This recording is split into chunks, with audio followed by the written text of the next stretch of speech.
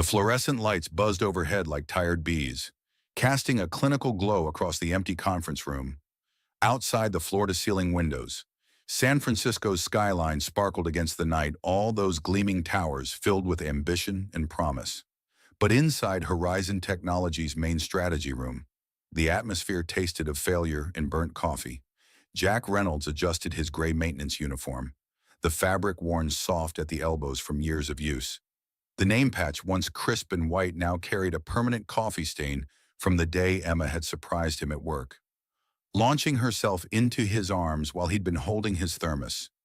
He smiled at the memory as he maneuvered his mop around the long glass table where, just hours earlier, 20 of the brightest minds in artificial intelligence had admitted defeat. The whiteboard spanning the wall told the story equations, arrows, crossed-out formulas, and hastily scrawled notes forming a battlefield of mathematical chaos. 3 days of emergency meetings had produced nothing but frustration and a $500,000 consulting fee down the drain. Jack dipped his mop into the wheeled bucket, wrung it out with practiced hands, and continued his methodical cleaning. One earbud dangled from his ear, the other tucked in playing a physics lecture he'd downloaded, a small rebellion against the monotony of his job. But as he worked his way closer to the whiteboard, the lecturer's voice faded from his consciousness, his eyes sharp and focused despite the late hour.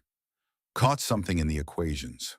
He tilted his head, unconsciously mimicking Emma when she confronted a particularly challenging puzzle. "That can't be right," he murmured, setting the mop against the wall. The main algorithm, Horizon's breakthrough predictive model, was fundamentally flawed. Not in a way most engineers would spot, but in a way that was glaringly obvious to someone who'd spent years thinking about neural networks differently. They were trying to force a linear model onto nonlinear behavior, like trying to measure a circle with a ruler, without thinking. He picked up a red marker.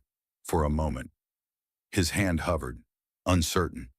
He was just the night janitor, the invisible man who emptied trash cans and wiped down surfaces while the real employees went home to their real lives. But the mathematician in him, the part that had once blazed through Stanford's advanced AI program, couldn't ignore the error. "Just a quick adjustment," he whispered to himself, uncapping the marker. Its chemical scent filled his nostrils as he began to draw. He erased a segment of code, replaced it with a sigmoid curve, circled 2 variables that needed to be swapped, and underlined a misweighted node. The alterations were small but significant, like changing a single ingredient in a recipe and transforming the entire dish. "They've been looking at it backward," he muttered, stepping back to evaluate his work. "No wonder the learning cycles were degrading. And you think you've got it right." The voice, cool, precise, and undeniably female, cut through the silence like a blade. Jack spun around, marker still clutched in his hand like a weapon. Standing in the doorway was Victoria Lawrence, CEO of Horizon Technologies. Even at this late hour, she looked immaculate in her charcoal suit, her dark hair pulled back in a severe bun that emphasized her sharp cheekbones and penetrating gray eyes. The press called her the Ice Queen of Silicon Valley, and looking at her now, Jack understood why. She didn't just command attention, she froze it in place. I wasn't trying to interfere," he stammered, suddenly aware of his presumption. "I just noticed something off in the algorithm." Victoria stepped into the room, her heels clicking against the polished floor like exclamation points. "So you're sweeping floors and correcting a $100 million algorithm?" It wasn't a question but an observation, delivered with the clinical detachment of a scientist noting an anomaly. Jack swallowed. But something in him, perhaps the same stubborn pride that had gotten him through the darkest days after Sarah's death, refused to apologize for being right. "Not correcting," he replied, finding his voice. "Just reframing, like switching from a dull knife to a sharp one. Same job. Less pain." Victoria's eyebrow arched slightly, the only indication that his response had registered at all. Without a word, she pulled a tablet from her coat pocket and tapped the screen. Inputting the changes Jack had made, 8 seconds passed. They felt like 8 years. 18.4% increase in accuracy, she stated flatly. Error reduction by over 60%. For the first time, she looked directly at him, really seeing him beyond the uniform. Named Jack Reynolds. Position, night janitor. 3 shifts a week. Last formal education. Jack hesitated. Stanford, advanced AI program. Left in my junior year. Why? The question was abrupt, invasive, but her eyes held something beyond mere curiosity. He answered without embellishment. My wife passed away. I needed to raise my daughter. Victoria absorbed this information with a single nod. A long silence stretched between them, filled only by the hum of the building's ventilation system. Do you understand what you've done? She finally asked. I didn't mean to step on anyone's toes, Jack replied, gesturing toward the board. I just saw something everyone else missed. Sounds like a fortune cookie. Or like this, if the bathtub's clogged. Don't pour in more hot water. Try unclogging the drain. The corners of Victoria's mouth twitched, not quite a smile, but a momentary softening of her composure. Be in conference room C tomorrow, 8:00 a.m. You'll be on the observer list. I don't need to be in a meeting. I'm just... That wasn't a suggestion, Mr. Reynolds. Her voice firmed again. That was an instruction. Reality crashed back. Jack glanced at his watch. What about my daughter? I need to get her to school. And she'll have breakfast and transportation arranged if necessary. Victoria paused, her gaze cooling by degrees. She doesn't need much. Just one reason to believe her father is worth being proud of. The words landed like a challenge. Jack straightened his shoulders almost imperceptibly. Victoria paused at the door, glancing back over her shoulder. For the briefest moment, her expression softened. After tonight, she just might have one. And with that, she disappeared down the hallway, leaving Jack alone with his mop, his altered equations, and a future suddenly off its predictable axis. Jack didn't sleep much that night. The tiny 2-bedroom apartment he shared with Emma felt even smaller as he paced the living room. Replaying the encounter in his mind, the red marker corrections, Victoria Lawrence's penetrating stare, the invitation no, instruction to attend a high-level meeting. What are you getting yourself into, Reynolds? He muttered, running a hand through his disheveled hair. By 6 a.m., he'd given up on sleep altogether and found himself making pancakes in the shape of laboratory beakers, a Sunday tradition now happening on a Tuesday. Emma emerged from her bedroom in mismatched pajamas, her curly hair a wild halo around her sleepy face. Daddy, she yawned, climbing onto a kitchen stool. Why are you making science pancakes? It's not weekend. Jack flipped a pancake shaped vaguely like an Erlenmeyer flask. Special occasion. Emma Bear, Daddy has a meeting today. A janitor meeting, she asked, reaching for the syrup. Not exactly. He slid the pancake onto her plate. Remember how I used to work with computers and math before? Emma nodded, drowning her breakfast in maple syrup. Before Mommy went to heaven and you became a superhero janitor. Jack smiled, though it didn't quite reach his eyes. Sarah had been gone for 3 years, but Emma still had a way of talking about her that made the loss feel simultaneously distant and achingly present. Well, I saw some math at work yesterday that needed fixing, and the boss lady saw me fix it. Emma's eyes widened. Did you get in trouble? Actually, she wants me to go to a meeting with the important people. He leaned in conspiratorially. The ones with the fancy chairs. Whoa. Emma's expression turned serious. Will you wear your superhero cape? Jack chuckled. I don't think they're ready for that yet, but I'll wear my blue shirt, the one without the coffee stain. The one with the other coffee stain, Emma corrected, giggling. After breakfast, Jack faced his closet with the gravity of a man selecting armor for battle. His options were limited: 3 button-down shirts, 1 decent, 2 questionable, 2 pairs of khakis, and a single tie that had seen better days. He settled on the least offensive combination and packed Emma's lunch while she got dressed. Mrs. Patel from next door arrived at 7:15, right on schedule, a retired school teacher with kind eyes and infinite patience. She was Jack's lifeline on the mornings his shift started early. Remember, extra snack in the side pocket, Jack instructed, handing Emma her backpack. "And Mrs. Patel has my number if you need anything." Emma rolled her eyes with the exasperation only a 6-year-old could muster. "I know. Daddy, I'm not a baby." He knelt down, straightening her slightly crooked glasses. "No, you're not. You're the smartest, bravest girl in the whole world." She threw her arms around his neck, squeezing tight. "Don't be scared of the fancy people," she whispered in his ear. "You're smarter than them. Mommy always said so." Jack's throat tightened. "Did she now?" Emma nodded solemnly. "She said you see things other people don't, like invisible doors and secret patterns," with those words echoing in his mind. Jack found himself standing outside Conference Room C at precisely 7:55 a.m. His palms were sweaty, his collar too tight, and the coffee stain on his shirt previously deemed acceptable now seemed to scream for attention. Inside, a dozen executives and engineers clustered around a central table, their voices a steady murmur of technical jargon and corporate politics. Screens displayed data points, projections, market analyses, all orbiting around the central problem that had consumed 3 days and produced nothing but frustration. No one noticed Jack enter. He hovered near the back wall, feeling every bit the imposter in a room where the chairs probably cost more than his monthly rent. Then the atmosphere shifted. Conversations halted mid-sentence. Bodies straightened. The temperature seemed to drop several degrees as Victoria Lawrence entered, her presence commanding attention without a single word. She scanned the room, her gaze landing briefly on Jack before moving on. "That's your seat," she said, pointing to an empty chair near the edge of the table. Jack didn't ask permission. He simply sat, feeling the weight of curious and suspicious glances. "Let's begin," Victoria announced, snapping the room into focus.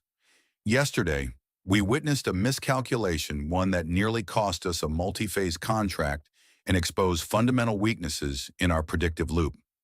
She tapped her tablet, and Jack's sketch, his raw, red marker corrections appeared on the main screen.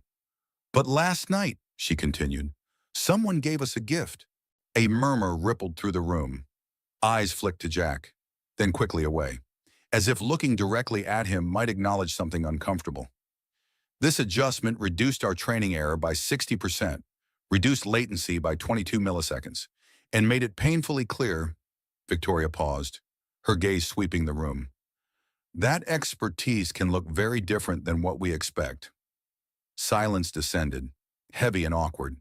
Then one hand rose. The man attached to it wore an expression of polite skepticism layered over barely disguised contempt.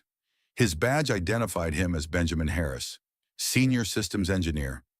"With all due respect," he began, which Jack had learned was corporate speak for, "I'm about to disrespect you thoroughly.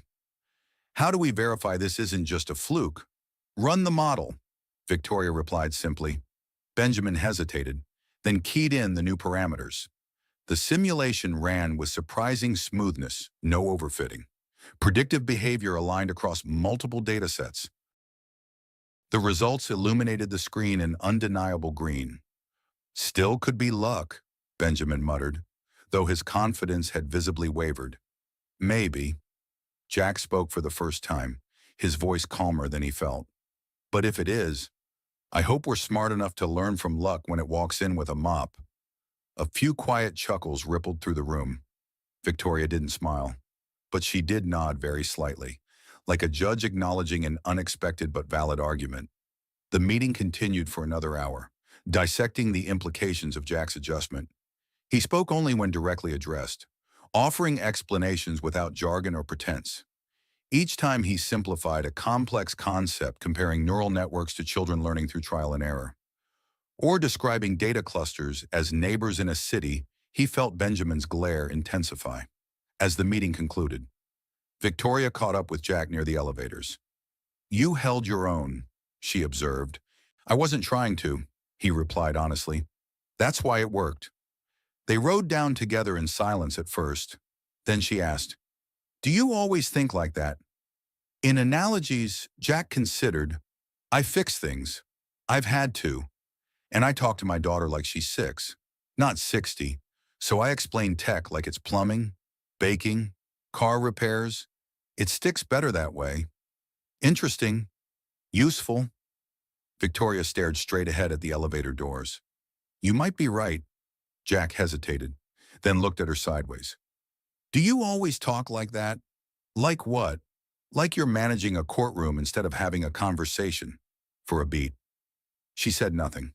Then, I manage what I can control, even conversations, especially conversations.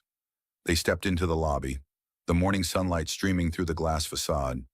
I don't do casual, Mr. Reynolds, she said flatly.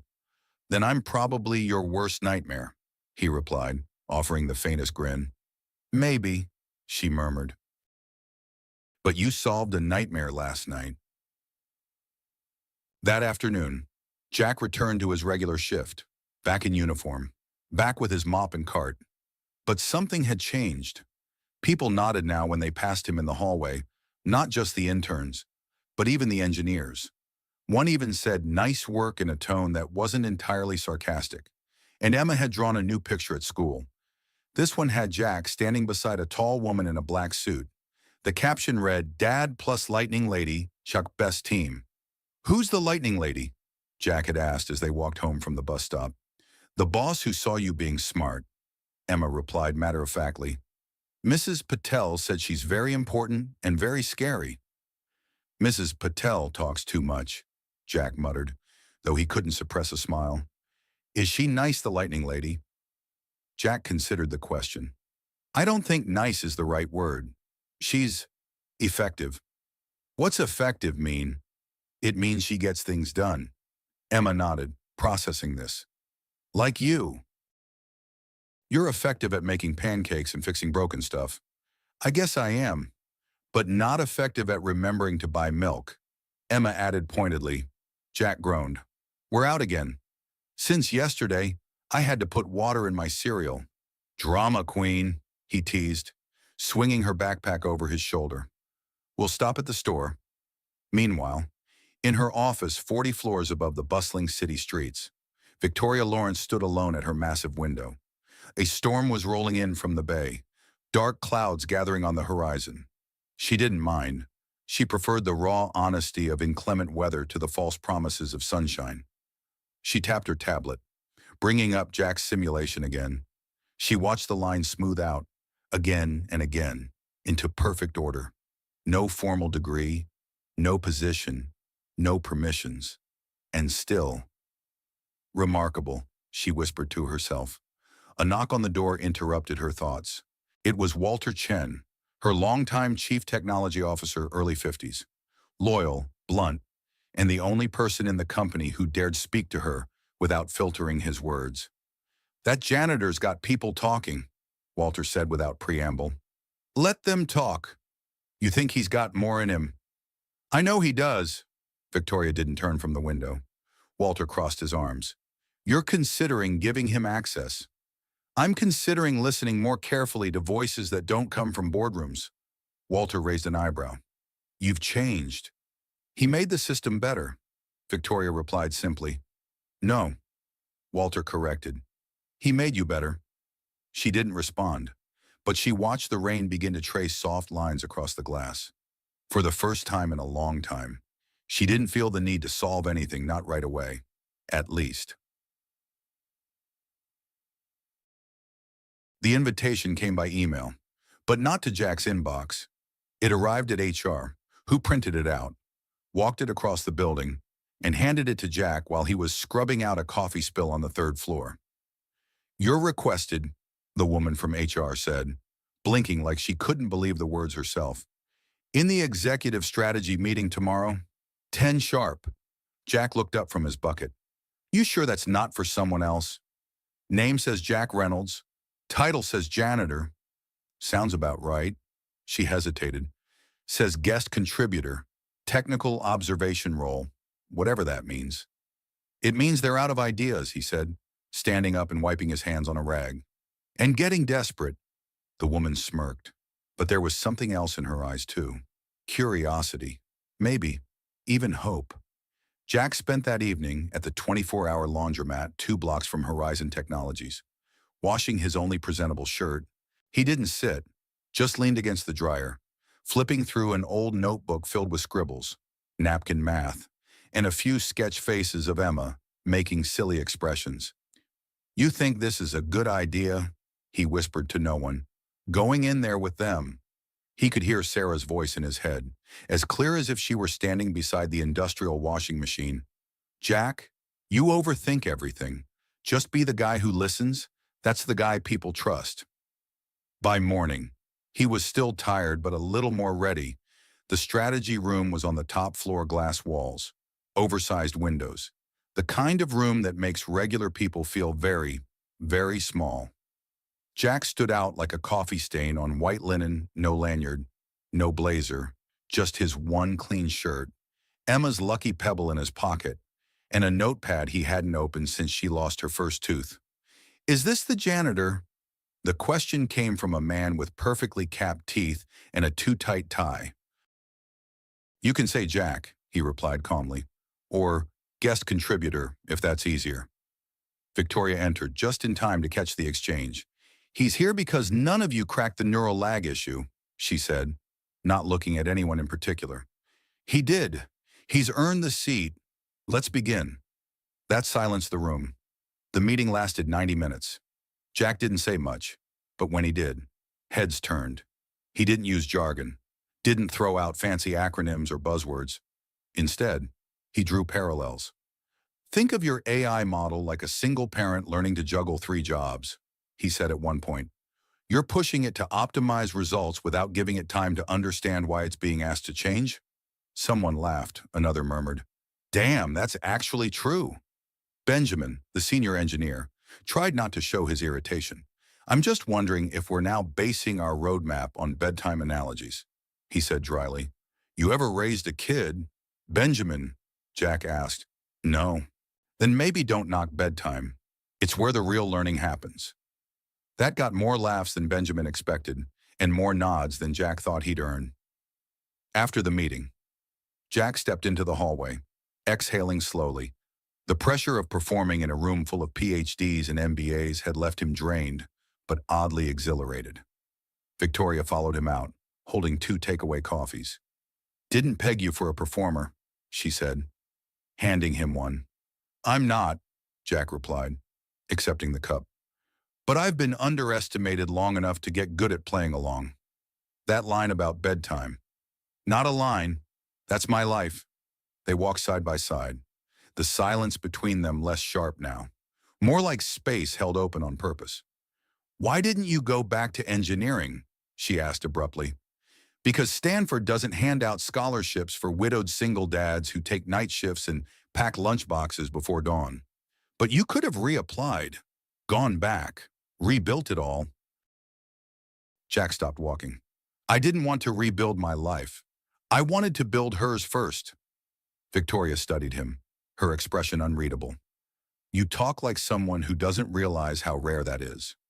Or like someone who's too tired to care how rare it is." She looked at him, then really looked at him, and for the first time, her voice softened.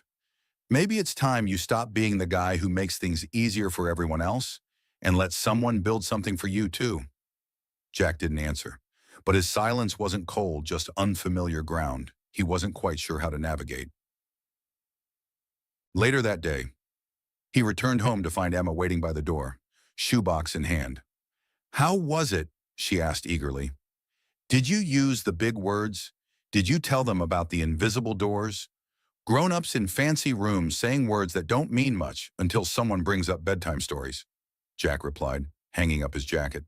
"So you did tell the dad analogy." "Sure did. And no one booed." "No one booed," he smiled, ruffling her hair. "What's in the box?" Emma grinned and opened it. Inside was a sandwich, 2 stickers, and a folded piece of paper. "I made you a new business card," she said proudly. It read, "Jack Reynolds, fixer of things, solver of grown-up problems, full-time dad." "You left out mop operator," he pointed out. "I upgraded you," Emma replied with a solemn nod. Meanwhile, at Horizon Technologies, Benjamin Harris stood in Victoria's office, arms crossed defensively over his chest. "You're elevating him too fast," he said, not bothering to hide his disapproval. "No, I'm just recognizing value when I see it." He doesn't understand corporate structure. He doesn't have the credentials.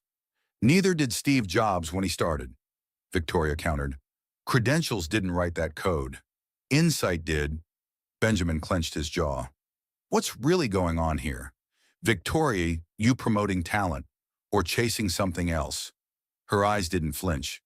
Let me ask you something. Benjamin, when's the last time you surprised yourself? The question hung in the air, unanswered. He does that every day, Victoria continued, and doesn't even call it ambition. He calls it surviving. Benjamin left without another word. Victoria sat down, opened her laptop, and stared at the simulation results again, not because she needed confirmation, but because they reminded her of something she'd almost forgotten clarity. Something Jack Reynolds brought into rooms without meaning to. Hurry turno. It started with a voicemail. Jack played it 3 times before deciding it wasn't a prank. Mr. Reynolds, this is Clarissa from the executive office. Miss Lawrence asked me to extend a personal invitation. Tonight, 7:00 p.m. Private dinner, not business. No tie required, not business. He stared at the phone like it might explain itself. But phones don't do that, not when the woman in question is Victoria Lawrence. He stood outside Il Bracco, a little place tucked between a flower shop and a boutique hotel on the quiet side of town. It was the kind of restaurant where the chairs didn't match on purpose, and the servers knew the owner's dog by name. Victoria was already there, sitting at a window table. Her hair was down for the first time, soft waves framing her face. No armor. Just her. Jack entered, suddenly aware of his scuffed boots and jacket that had seen one too many winters. You clean up well, she said, looking up with a half smile. I own exactly one not terrible shirt. You're looking at it. Then we're both overdressed for not a date. They sat, and for a while, neither spoke. The clinking of glasses, soft jazz from the corner speaker, and the scent of rosemary bread filled the space where small talk usually lives.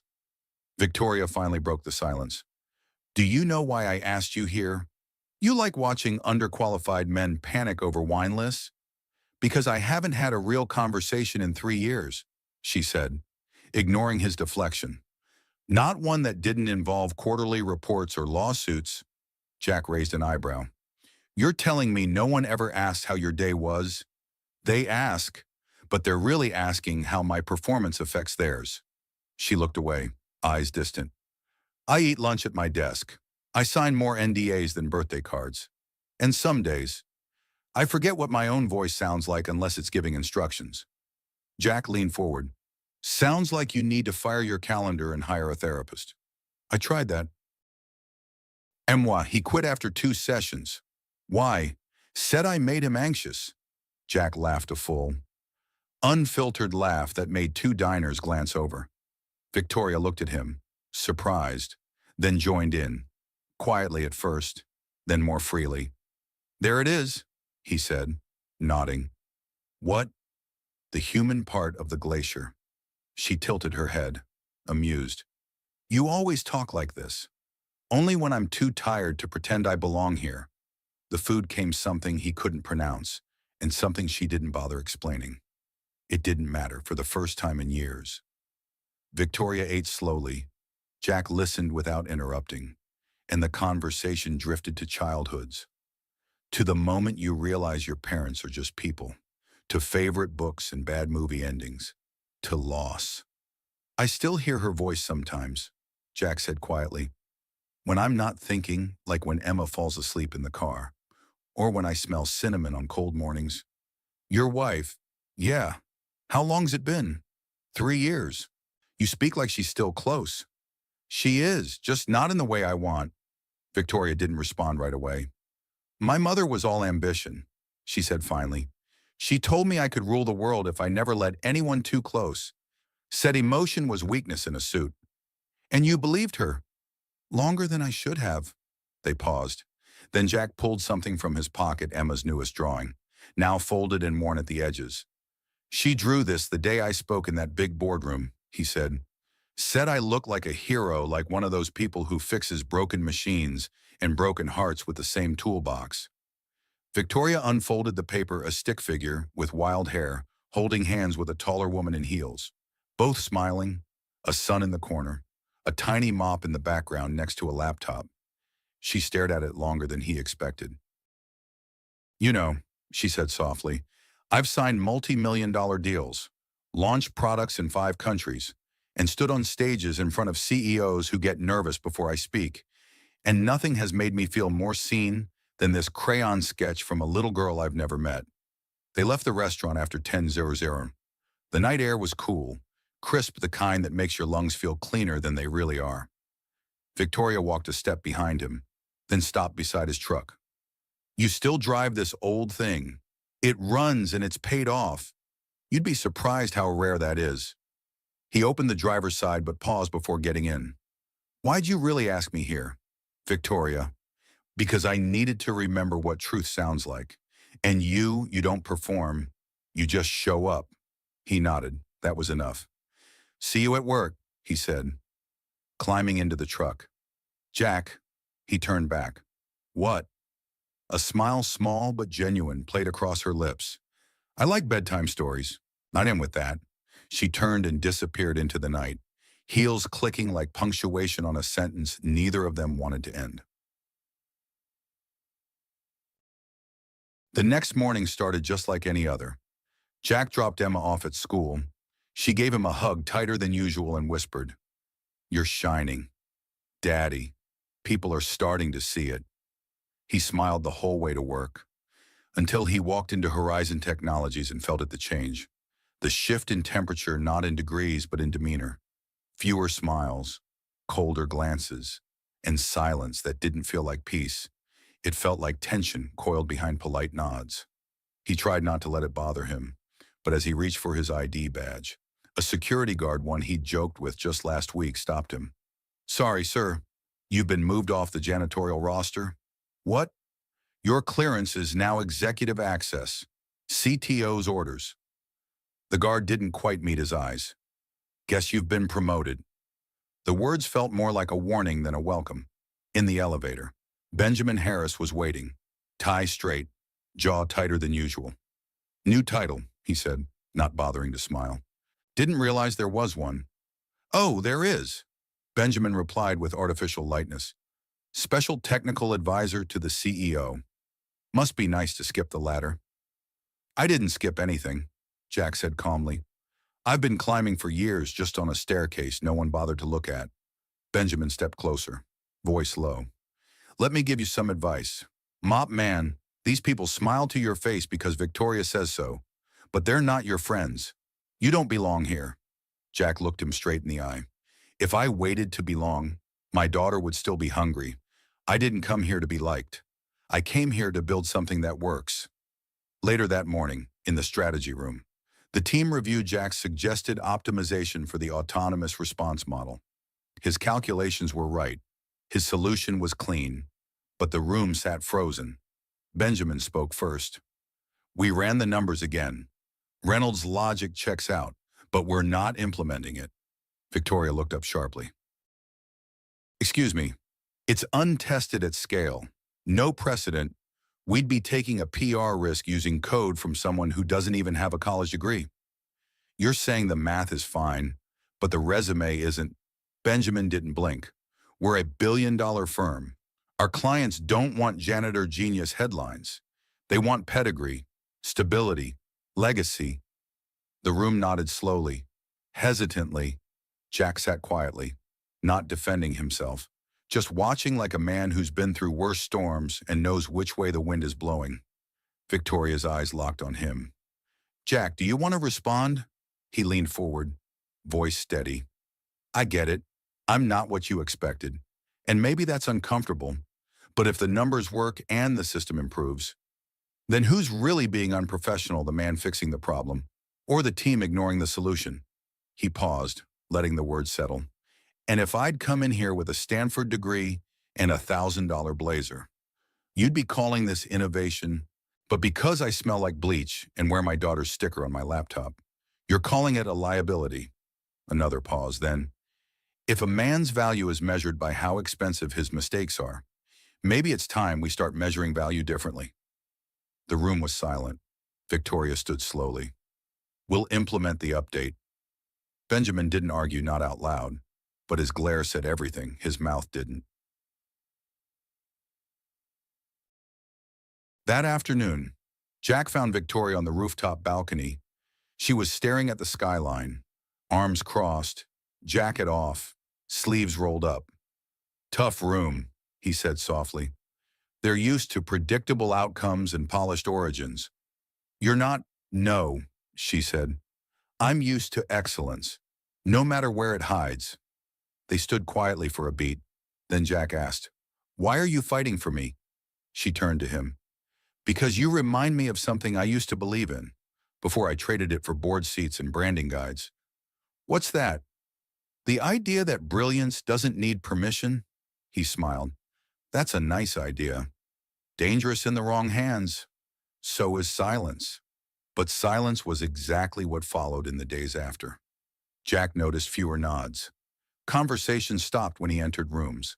Slack channels he used to be copied on went quiet. Even the engineers who once asked him for advice now avoided eye contact. Only Walter, the CTO, stayed the same gruff, honest, grounded.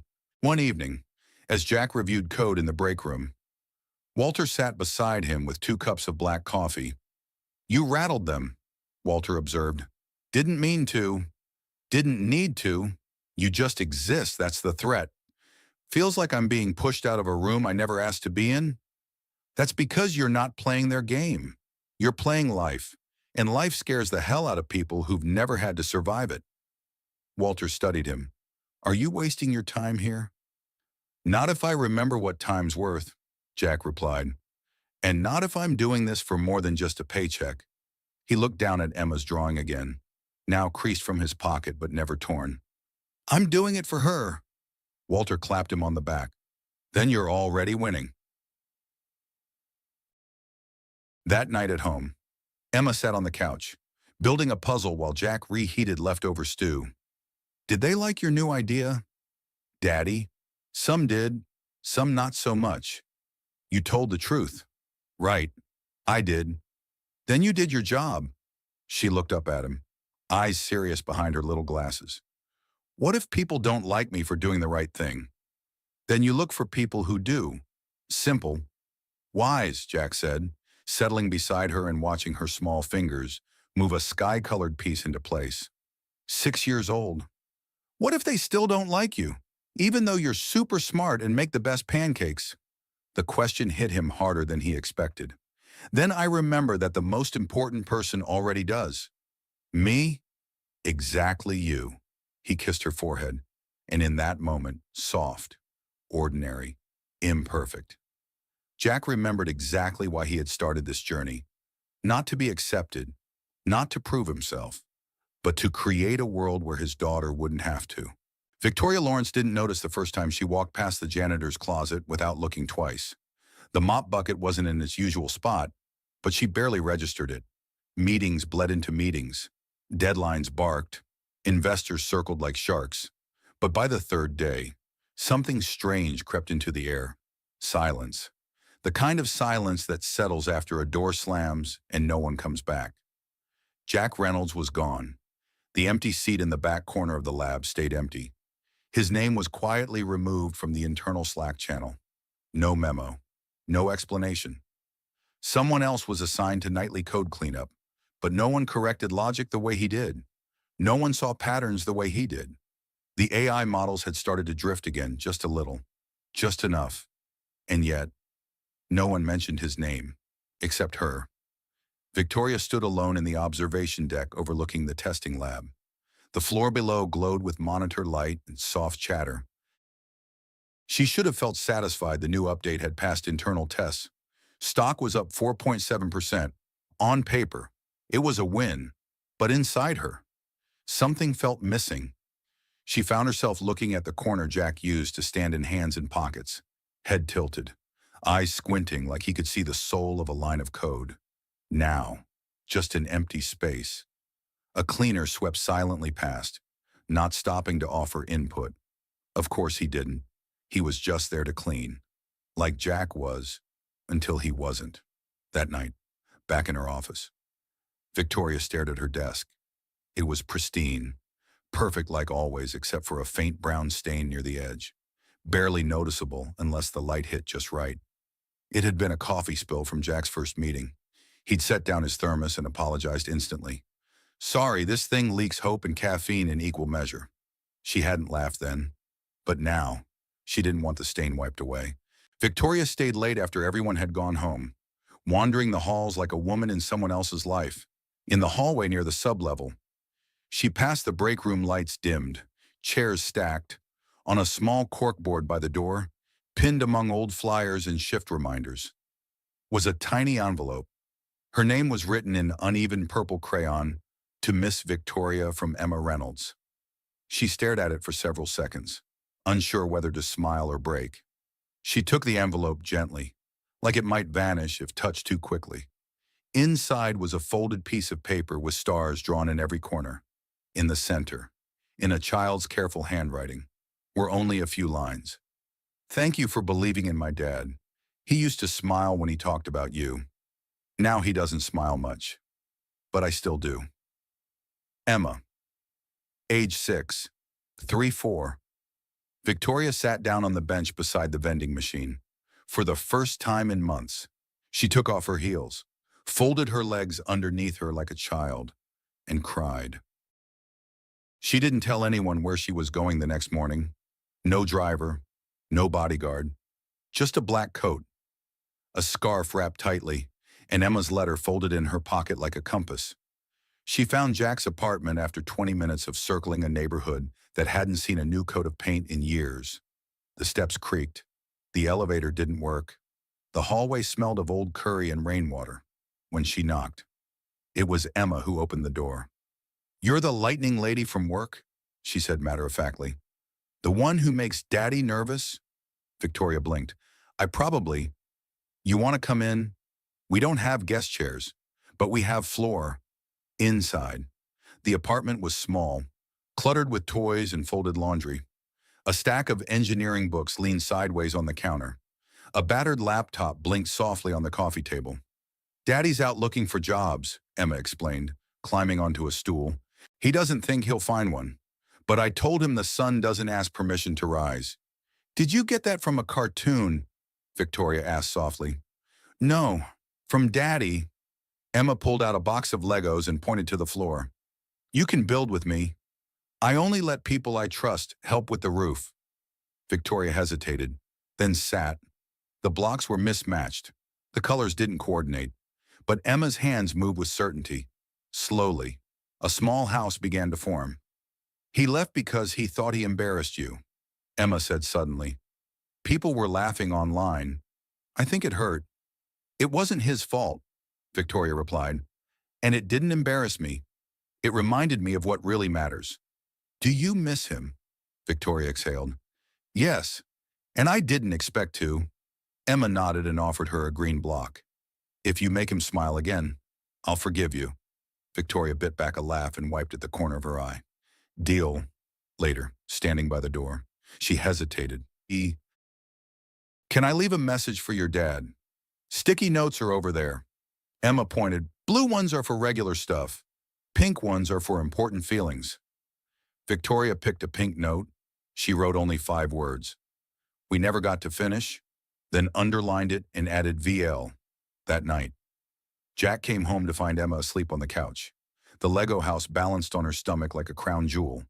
He smiled tiredly, then saw the note, read it, stared at it for a long time, then looked down at his daughter. She was still smiling in her sleep, and for the first time in days, he did too. The sun hadn't fully broken through the haze when Victoria stepped off the subway and into a world that smelled of old brick, roasted peanuts, and wet laundry. She walked briskly, her heels muted on the cracked sidewalk, trying to ignore how out of place she looked in her tailored coat and clean lines. But this wasn't the kind of neighborhood where appearances were currency. Here, people traded in quiet survival. Apartment 3B sat at the end of a hallway that echoed every footstep. She knocked once, twice. A pause, then the click of small feet running. The door creaked open, And there she was, Emma Reynolds, in a glittery unicorn t-shirt and mismatched socks, her curls held back by a paperclip. "Miss Victoria," the little girl beamed, as if they were old friends. "You came back." Victoria smiled faintly. "I said I would. Daddy's not home. He's at the place with the slow computers and the grumpy man." "You want to come in anyway?" Victoria hesitated, but then Emma tugged gently at her coat sleeve, and the decision was made. "We're making pancakes from scratch today," Emma declared, marching into the kitchenette. "Well, we were, but then I ran out of scratch." Victoria raised a brow. "Scratch. You know, the stuff you need when the box says from scratch. I think it's like sugar or magic. I'm still investigating." Victoria laughed a real laugh, not the half smile she gave investors when they asked dumb questions. "May I sit?"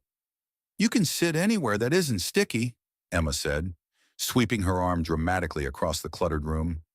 "I suggest the beanbag. It's only mildly suspicious." Victoria lowered herself onto the beanbag, surprisingly comfortable for something that looked like it had survived a pillow war. Her eyes scanned the room shelves packed with children's books, a robot made of soda cans, a cardboard box labeled "Important Inventions" in crayon. But it was the wall by the window that stopped her breath, a collage of photos. Emma and Jack at the park, holding science fair trophies. At what looked like a hospital, and in the center, a woman with kind eyes, a soft smile, and the same curls as Emma. "That's Mommy," Emma said quietly, as if sensing Victoria's gaze. "She died when I was 3, but Daddy still talks to her sometimes when he thinks I'm sleeping." Victoria's voice caught. "She looks gentle."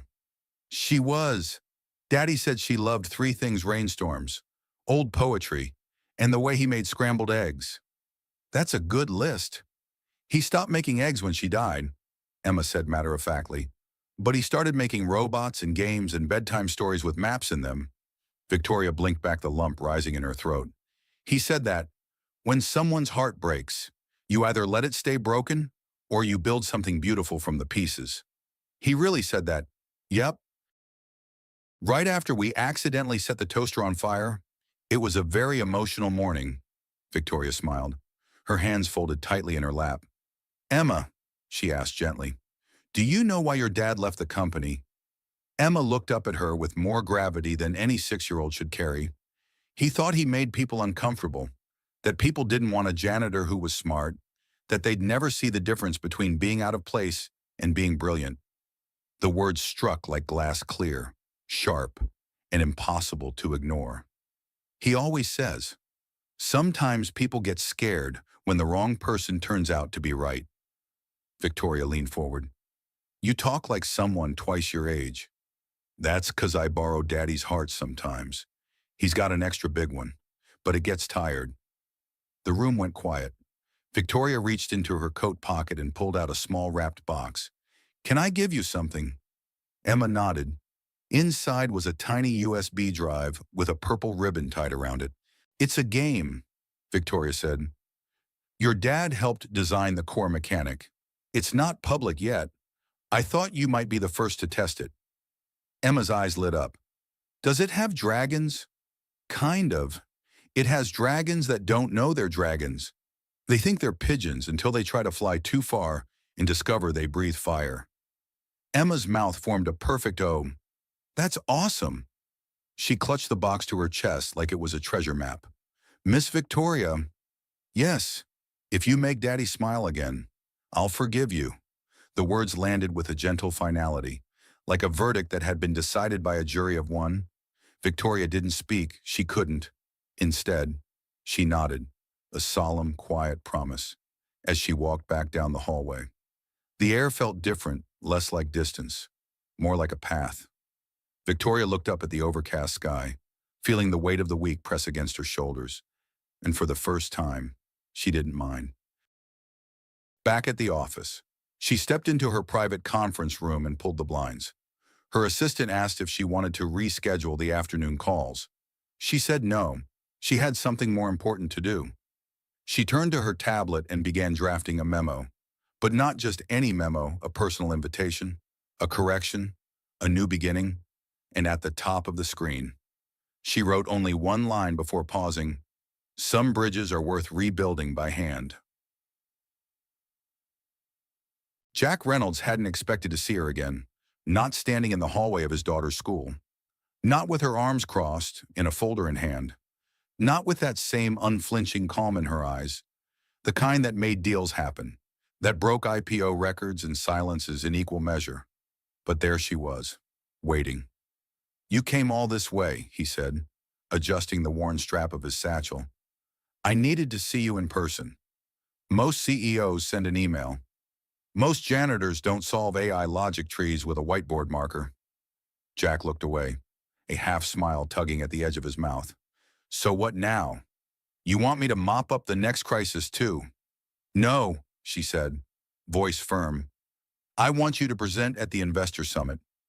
Silence. Total. Waited.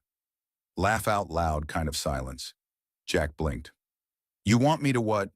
Take the stage. Explain the algorithm revisions you inspired. Walk them through the simplified AI learning loop. Be the person they associate with our breakthrough." "Victoria, I don't do suits or speeches or rooms with more than 6 people in a fire exit. You don't need a suit or a script. You need truth. And you have that in spades. They'll see me, the guy who used to clean floors." "Good. Maybe they need to." She stepped closer. "When you speak, people listen. Not because you demand it, but because you've lived what the rest of us only model in code." Jack shook his head slowly, unsure whether to laugh or run. "Why me?" "Because I forgot what this company was built on," she said softly. "Not polish, not projections, people. And if it all goes wrong, then it goes wrong with your name, not mine." That stopped him. "You're putting your neck on the line for me?" "No," she said. "I'm standing beside you while you put yours on the line for something you already helped build." He stared at her for a long time, then nodded. "One condition." "Name it." "No teleprompters, no handlers, no voice in my ear telling me how to sound smarter." "Deal. And one more thing," he added. "Yes, don't disappear again. Not for me, not from Emma." The air shifted. She didn't smile, but something warmer, quieter flickered in her eyes. "I wasn't planning to." 2 days later, the Horizon Technologies Annual Investor Summit opened in the Pacific Grand Auditorium. Jack stood backstage, hands clammy, wearing a clean but wrinkled button-up shirt. Emma had insisted he not tuck it in. "You look like a magician," she'd told him. A really nervous one. The room beyond the curtain was packed hundreds of eyes, high-stakes whispers, cameras. Jack peeked out and spotted her Victoria at the back of the room, standing, not sitting, her hands clasped tightly in front of her like she was holding her breath. He inhaled. "It's just a room," he whispered to himself. "A really expensive room with too many opinions." He stepped out, and everything went still. No PowerPoint, no charts, just Jack and a microphone. "I used to mop this floor," he began. 2 months ago, I was the guy who came in after hours and wiped smudges off whiteboards, smudges made by people trying to solve billion-dollar problems." A few polite laughs. "Turns out, one of those smudges wasn't a mistake. It was a missing piece." He walked slowly, grounded. "I don't have an MBA. I don't own a tie. But I know what it's like to raise a daughter on second chances and stretch one paycheck into 6 solutions." He paused, scanning the room. Faces looked back. Some curious, some skeptical, all waiting. What Horizon Technologies is doing with AI, it isn't just code. It's clarity. It's a chance to make systems more human, not less. He clicked a button, revealing a simple diagram, a child's drawing of a tree. Roots tangled, branches bent toward the sun. This is how machines learn like children. Trial, error, encouragement, patience, and every so often, the right correction at the right moment. He looked up, meeting the gaze of the investors directly. "I was just the janitor, but maybe being invisible helped me see what everyone else missed." For a beat, no one moved. Then someone stood, clapping. then another, and another. Until the room thundered with applause, not for polish, not for power, for something far rarer truth. Backstage, Victoria met him with a look that held too many things to say. "I think you just saved our entire year," she whispered. "That wasn't the plan," Jack replied. "Then what was? Say something honest. Hope it lands." "Well," she said, eyes softer than he'd ever seen them. "It landed," before she turned to walk away. He gently touched her arm. "You still owe me one." "Do I?" "Yeah, you never told me why you really came to see me again."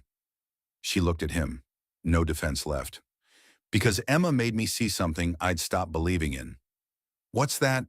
"That brilliance doesn't come with a title, and that kindness can be terrifying." She hesitated. "And because I missed your coffee, even the kind that leaks hope." Jack chuckled. "Dangerous stuff, that. That's what makes it good."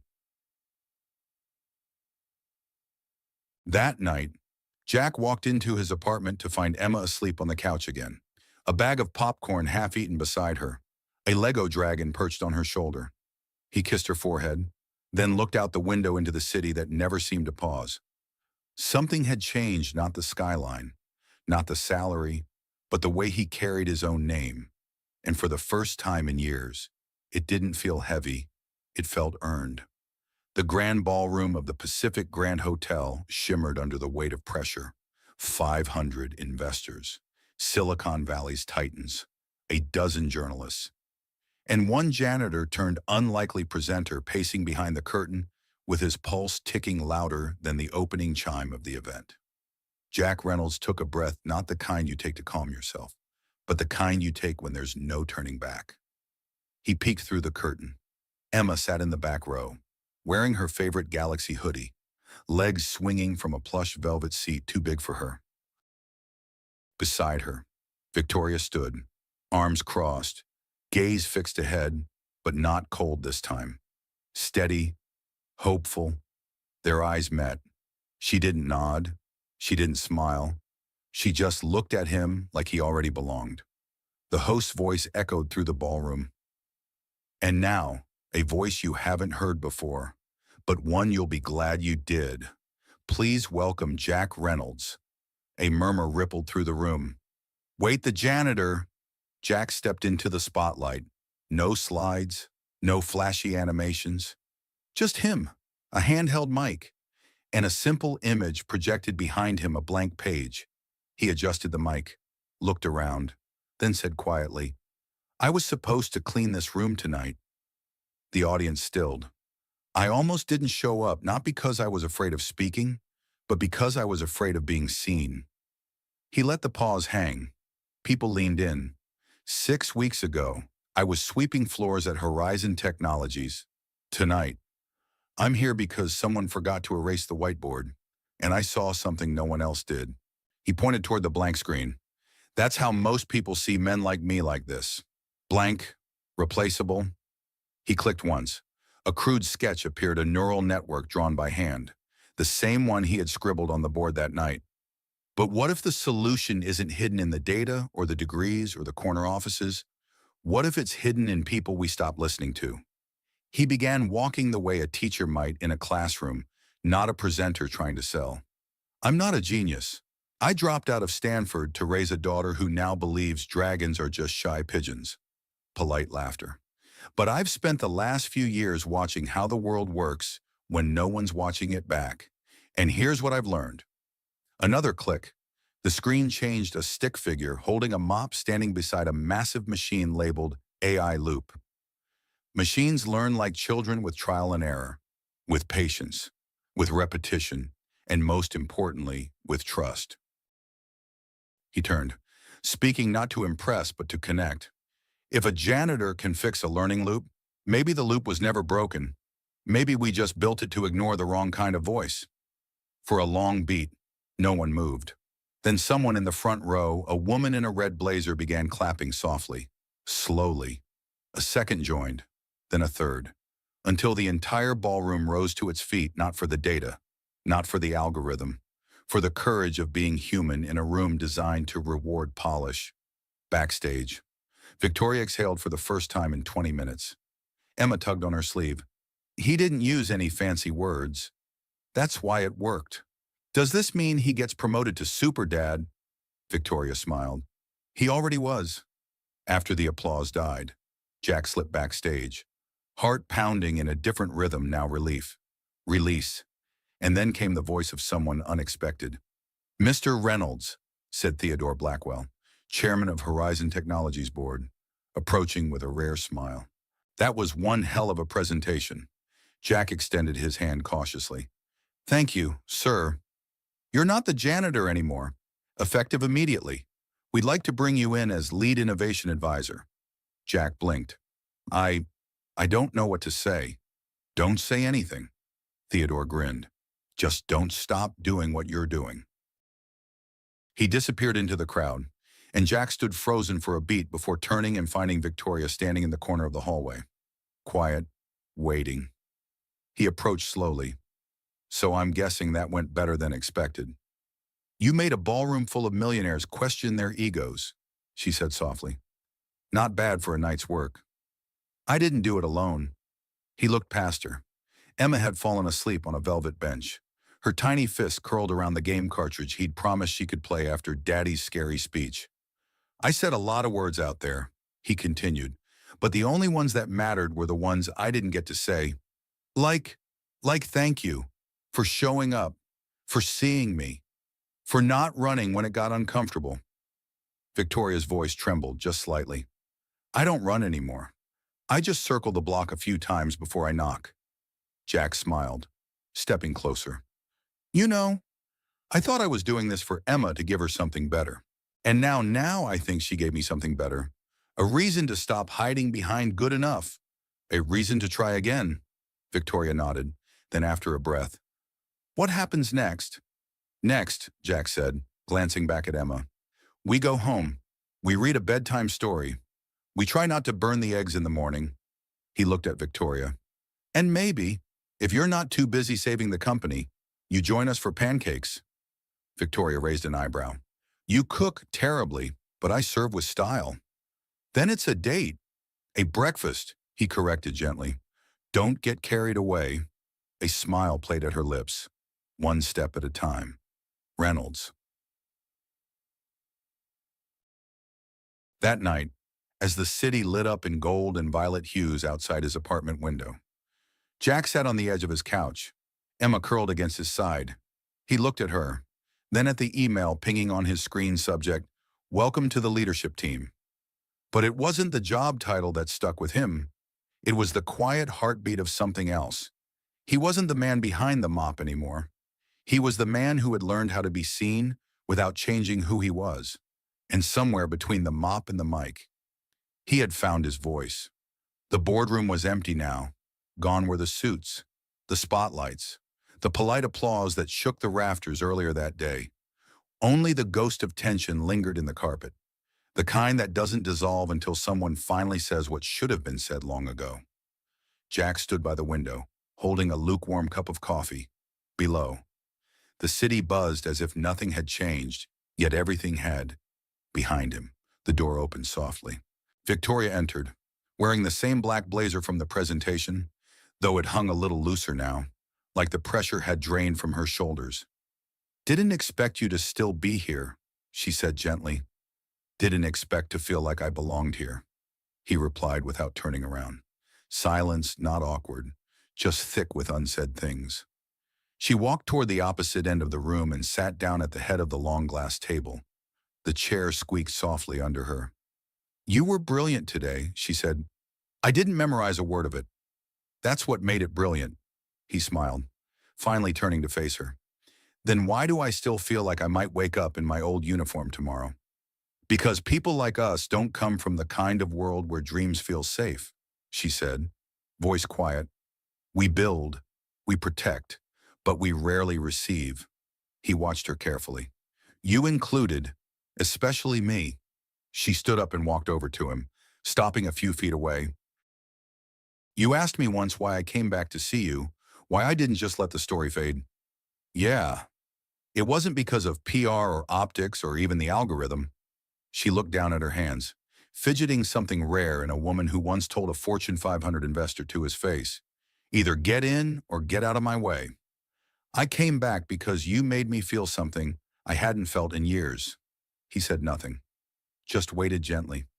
It wasn't just the way you saw things in code. It was the way you looked at the world, like broken pieces weren't something to discard, but something to build from. "That's because I'm made of broken pieces." "Exactly," she whispered. She stepped closer. "Do you know what it's like to spend your whole life being the smartest person in the room and still feeling utterly alone in it?" He nodded slowly. "Do you know what it's like to hold back good news because there's no one to share it with?" "Every time I brought Emma home a drawing from work that I was proud of," he said, "and she'd clap like I'd cured cancer." Victoria laughed, soft and full this time. Then quietly, "You scare me, Jack." That caught him off guard. "Why? Because you're not trying to impress me or fix me or chase something. You're just here." "Exactly, and I don't know how to stand still." For a moment, neither of them moved, just the nightlight of the city blinking in rhythm. Then Jack spoke. "Do you know what I realized tonight? Tell me. That love doesn't always come dressed in declarations and grand gestures. Sometimes it shows up as a woman walking into a janitor's hallway and demanding answers." She laughed again, a hand covering her mouth. "I'm not great with subtlety." "Good, because I'm terrible at guessing games." He took a slow step closer. "I think I've been falling for you ever since you didn't erase the marker I left on the board. And I think I've been falling for you ever since you didn't apologize for writing on it." Their eyes locked, not hungry, not desperate, just sure. They moved closer, gently, until their foreheads touched, breathing the same unhurried air. Then she whispered, "Can I ask you something? Anything? Do you think it's possible to build something real out of something that started by accident?" He pulled back slightly, met her eyes. "Some of the best stories start when someone walks into the wrong room. You think this is a story?" "No," he said softly. "I think this is a chapter we almost didn't get to write." She closed her eyes. "Let the words settle, then open them again. Promise me something. You name it. That if I fall apart again, you'll remind me who I really am. Only if you promise to do the same when I forget who I've become." She nodded. "Deal." They didn't kiss, not yet. Instead, they sat on the floor of that big, cold boardroom, backs against the glass, knees drawn up like kids watching fireworks. Outside, the city twinkled in slow pulses. "This room's too fancy," Jack muttered. "We can change that." "How?" "Bring in more broken pieces, more truth, more coffee stains." "Only if you brew it." He looked at her. "You're not what I expected. Neither are you. That's probably why this works." "Probably." They sat in silence again, comfortable this time. Then Jack whispered, almost to himself, "I don't want this to be a footnote. It won't be. And I don't want Emma to think people like me don't get to write endings." Victoria's hand found his in the dark. "Then let's give her a new one." Benjamin Harris sat alone in his sleek downtown condo, the blue light of his laptop washing over his face in the darkness. On the screen, code scrolled, not the code from work, but something else, something personal. The security breach had been carefully engineered, small enough to avoid immediate detection, but significant enough to create problems down the line. Problems that would be traced back to Jack Reynolds' modifications. He took another sip of whiskey, feeling the burn in his throat. "Not so brilliant now, janitor," he muttered. His finger hovered over the enter key. One click and the exploit would be buried deep in the core system. A time bomb waiting to explode. The perfect revenge for the humiliation. For watching a man with no credentials steal the spotlight he'd spent 15 years earning. But he couldn't press it. Not yet. Something held him back, not conscience, but calculation. If Reynolds failed naturally, Benjamin would be there to pick up the pieces. The savior with the Stanford degree and the right connections. But if he helped that failure along and got caught, he closed the laptop. There were other ways to ensure the janitor knew his place. Subtler ways, after all. Benjamin had something Jack Reynolds didn't: a network of influential friends who believed, as he did, that success should follow the proper channels. He reached for his phone. "Time to call in some favors," he said to the empty room, across town, in a small apartment filled with Legos and secondhand furniture. Jack tucked Emma into bed. Her eyes were already drooping, but she fought sleep with the determination of a child afraid to miss something important. "Did the lightning lady like your speech?" she asked through a yawn. "I think she did." "Is she your girlfriend now?" Jack chuckled. "It's more complicated than that." "Emma Bear?" "No, it's not. I saw how she looks at you. Like you're the last ice cream cone on a hot day." "That's oddly specific." Emma nodded sagely. "Mrs. Patel says when grown-ups make things complicated, it's because they're scared of the simple answer." "Mrs. Patel talks too much." "She's right. Though." Emma's eyelids fluttered. "Are you scared?" Daddy Jack smoothed her wild curls. "A little, but not like before." "Good." She yawned again. "Because Lightning Lady isn't scared of anything. So one of you has to be brave enough to say it first." "Say what—" But Emma was already asleep, her breathing slow and even, her small hand still clutching his. Jack stayed beside her longer than necessary, watching the gentle rise and fall of her chest. In the dim glow of her nightlight, he could almost see Sarah in the curve of Emma's cheek, the stubborn set of her jaw, even in sleep. "I think I found something. Sarah," he whispered to the quiet room. "Not just the job. Something. Someone." The apartment walls seemed to hold his words, neither judging nor absolving, just witnessing. As they had witnessed every moment of the past 3 years, every tear, every small victory, every late-night doubt. He kissed Emma's forehead and slipped out, closing the door softly behind him, in the living room. He opened his laptop to check his new company email, still a strange concept.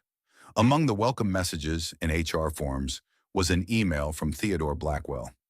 "Private breakfast meeting tomorrow, 7 a.m. Pacific Grand. Agenda strategic direction of AI division." Jack's stomach tightened. So soon he'd barely had time to process his new role. And already the chairman wanted a private meeting? Was this a test, a chance to prove himself? Or the first step toward realizing this had all been a mistake? He was about to close the laptop when another email arrived, this one from Victoria. "Wear the blue shirt, the one with the coffee stain. It suits you. V." Jack smiled in spite of himself. Maybe tomorrow wouldn't be so bad after all. The Pacific Grand Hotel's private dining room smelled of fresh-baked bread and money, lots of it. Jack arrived at 6:55 a.m., wearing the blue shirt as instructed, though he'd tried unsuccessfully to minimize the coffee stain with a damp cloth. Theodore Blackwell was already seated, along with 3 other board members Jack didn't recognize. "No, Victoria." "Reynolds," Theodore greeted, standing to shake his hand. Prompt. "I like that." "Traffic was light," Jack replied, taking the only empty seat. "I thought Miss Wary Lawrence would be joining us." "She'll be along," Theodore said with a dismissive wave. "We wanted a few minutes with you first to discuss expectations." The way he said expectations made Jack's skin prickle. The other board members regarded him with polite, practiced smiles that didn't reach their eyes. "The presentation yesterday was quite the show," said one, an older woman with a pearl necklace that probably cost more than Jack's yearly salary. "Very authentic." "Thank you." Jack wasn't sure if it was a compliment. "But now comes the real work," said another, a man with silver hair and a military bearing. "Horizon isn't a stage. It's a Fortune 500 company with shareholders, regulations, and a reputation to maintain." Jack nodded slowly. "I understand that." "Do you?" Theodore leaned forward. "Because your position is unprecedented. We don't typically elevate maintenance staff to executive roles. It creates questions, expectations, and liability," added the third board member, younger than the others, with the hungry look of someone who saw business as blood sport. "If you fail, it's not just your reputation on the line. It's the company's. It's ours." Jack felt his jaw tighten. "I'm aware of the stakes, Are you? The pearl necklace gleamed as its owner tilted her head. We're prepared to offer you a generous compensation package, more than generous to step back into a consultant role. Less visibility, less pressure, more appropriate. The true purpose of the meeting crystallized with awful clarity. This wasn't about strategic direction. This was about containment. You want to buy me off, Jack said flatly. Put me back in my place. We want to protect everyone's interests, Theodore replied smoothly, including yours. Fame is fleeting, Mr. Reynolds, but a substantial bank account lasts. Jack felt a familiar heat rise in his chest, the same heat he'd felt when the hospital billing department had called the day after Sarah's funeral to discuss outstanding balances. The quiet rage of being reduced to a problem that needed solving. And if I decline your generosity, he asked, voice deliberately even. The board members exchanged glances. We'd be disappointed, said the younger one, and concern would be raised about your judgment.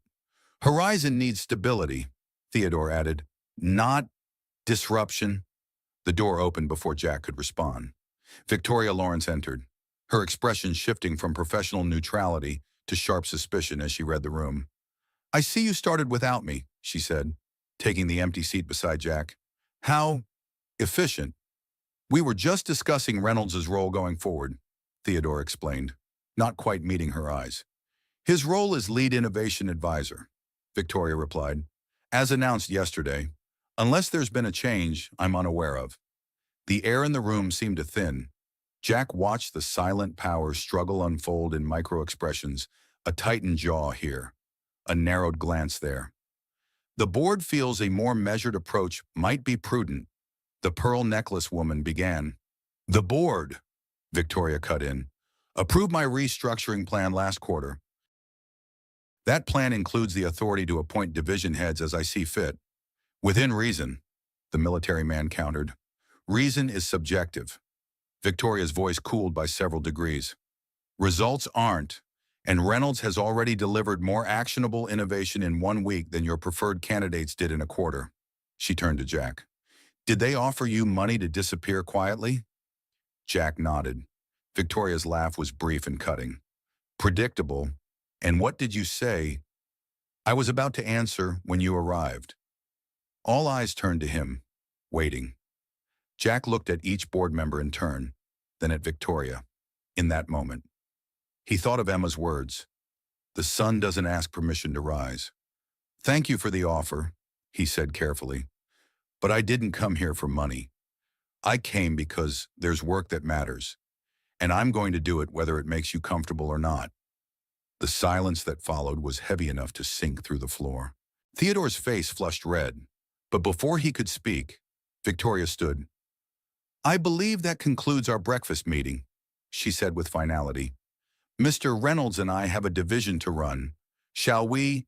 Jack rose, nodding respectfully to the stunned board members. As they left the private dining room, he could feel their stares burning into his back. That was either very brave or very stupid, Victoria murmured as they walked through the lobby. I've been called worse things than stupid. I didn't say you were stupid. I said what you did might be. Jack shrugged.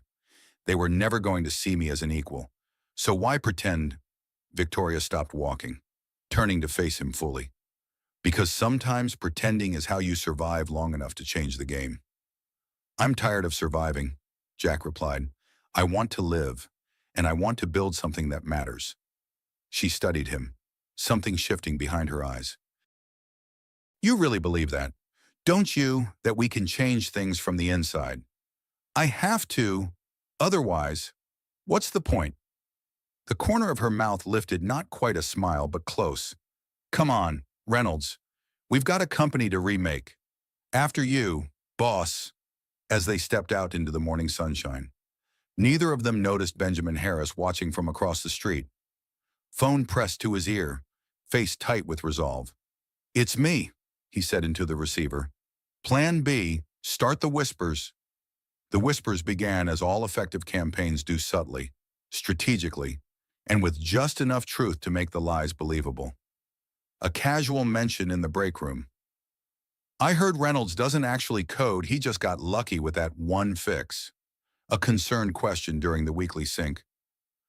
Are we sure these improvements are stable? I'm seeing fluctuations in the test environment. A forwarded email chain with innocuous questions about credentials and security clearance levels. None of it traceable to Benjamin Harris. All of it designed to plant seeds of doubt. Jack noticed the change gradually meeting invites that mysteriously disappeared from his calendar. Conversations that stopped when he entered a room. Technical questions redirected to others despite his expertise. But he kept his head down and focused on the work. Remembering what Walter had told him, they're not attacking you because you're wrong. They're attacking you because you're right. 3 weeks into his new role, Jack arrived early to find an unusual sight: Victoria Lawrence asleep at her desk, head pillowed on a stack of reports, hair falling loose from its usual perfect arrangement. He hesitated in the doorway, uncertain whether to wake her or quietly retreat. The decision was made for him when she stirred, blinking up at him with momentary confusion before her professional mask slid back into place. "How long have you been standing there?" she asked, straightening her blouse. "About 10 seconds, Jack replied. "Long enough to confirm you're human after all."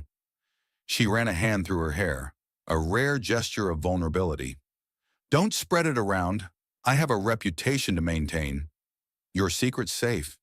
He set a coffee cup on her desk, not from the fancy cafe downstairs, but from the corner bodega that made it strong enough to strip paint. "Thought you might need this." Victoria eyed the cup suspiciously, then took a cautious sip. Her eyebrows rose in surprise. "This is actually good."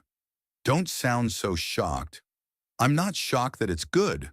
I'm shocked that you remembered how I take it."